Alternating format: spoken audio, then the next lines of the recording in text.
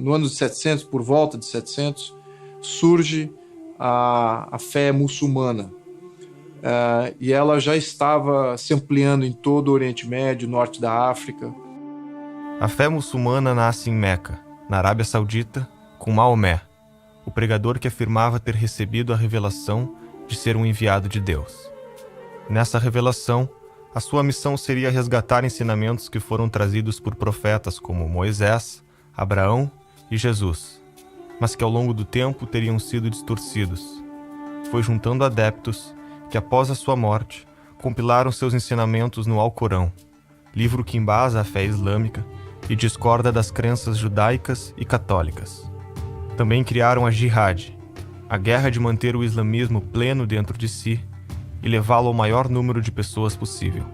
Dessa forma, buscaram alargar os horizontes do território islâmico, inicialmente tomando o Oriente Médio e o norte da África, para depois entrar na Europa Ocidental.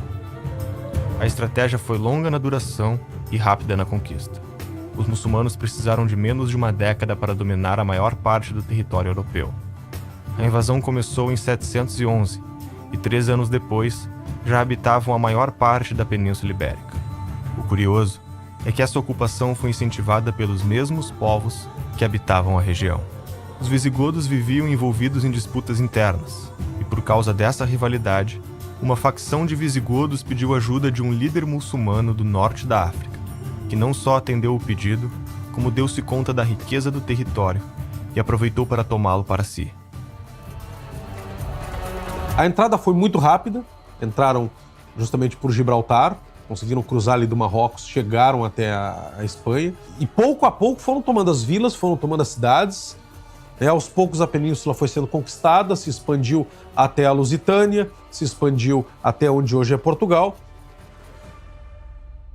As teorias que os historiadores levantam quanto à facilidade da invasão foi porque, em primeiro lugar, o reino visigótico não deixava que as populações de origem romana tivessem acesso a armas ou ao exército. Então nós já vemos aí um processo de desarmamento que facilitou, inclusive, a queda do seu próprio Estado. Os cristãos que escaparam fugiram para o alto das grandes montanhas no norte da Península Ibérica. Lá estabeleceram o chamado Reino das Astúrias e aclamaram Dom Pelágio como seu novo rei.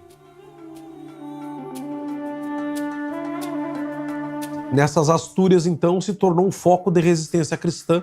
As Astúrias nunca conseguiram ser conquistadas e de lá o Dom Pelágio organizou a resistência ao invasor muçulmano. Os muçulmanos continuaram a conquista para o leste da Europa, até se depararem com um reino franco. Uma tropa de 50.000 soldados mouros cruzou a fronteira para atacá-los. Era a prenúncia do fim do Ocidente. Carlos Martel, comandante do exército franco, sabia ter nas mãos a história de uma civilização para defender, e praticamente nenhum soldado. Convenceu a igreja a financiar o treinamento de cavaleiros, estudou as formações dos antigos gregos para resistir pela disciplina e a aceitação de morrer pela causa. Passou um ano inteiro treinando bárbaros que nunca tinham sido soldados para enfrentar um exército maior e mais poderoso. No dia 10 de outubro de 732, milhares de soldados estavam na linha de frente de uma guerra santa. Foi na Batalha de Poitiers que Carlos Martel fez lembrar os antigos espartanos, na sua resistência e coragem, saindo vitorioso. Para a maior parte dos historiadores, essa era a última chance de resistência do Ocidente.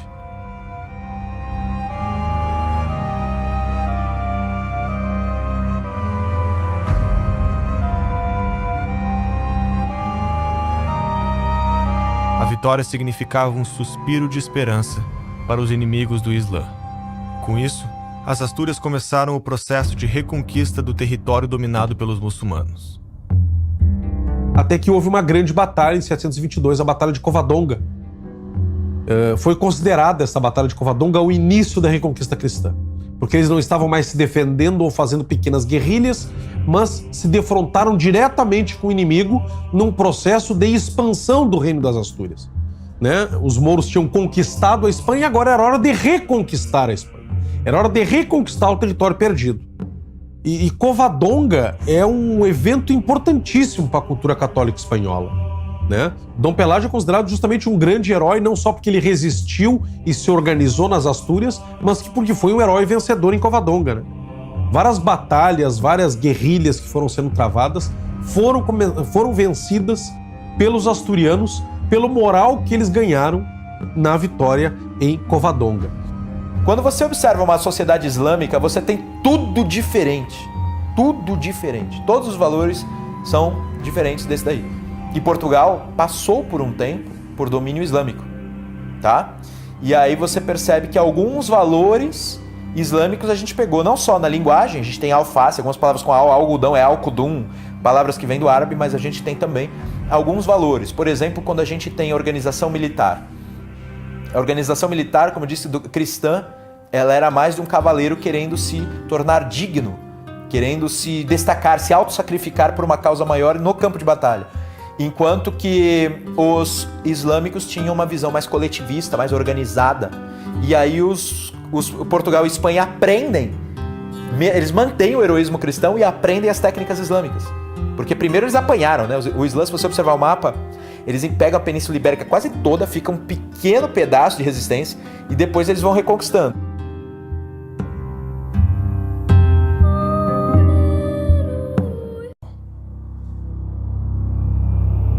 Já passavam 6 séculos desde que os cristãos começaram o processo de reconquistar o território europeu. Os muçulmanos foram recuando até se concentrarem no sul da Europa, na região de Granada. O Emirado de Granada se torna o último bastião muçulmano na Península Ibérica e ele cai sob Isabel a Católica.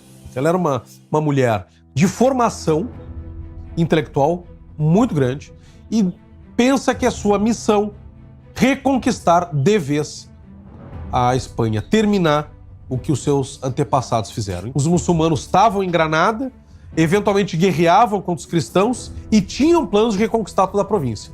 Eles estavam em contato com os turcos e com os marroquinos para haver uma grande invasão na Espanha para recomeçar a conquista. Isabel conhecia toda a história da reconquista. Ela era muito culta, né? Nós já tínhamos falado sobre isso. Ela era muito culta. Então ela conhecia isso. E ela tinha uma noção de estratégia. Ela sabia que se ela não tomasse o Emirado de Granada rapidamente, toda essa história de mais de 700 anos poderia ser colocada na lata do lixo. O que Isabel e Fernando entendem? Nós não podemos atacar sozinhos. E eles se lembram que nas cruzadas, que acabaram há pouco tempo, o Papa deu indulgências para os cristãos de outros países que entrassem nas cruzadas.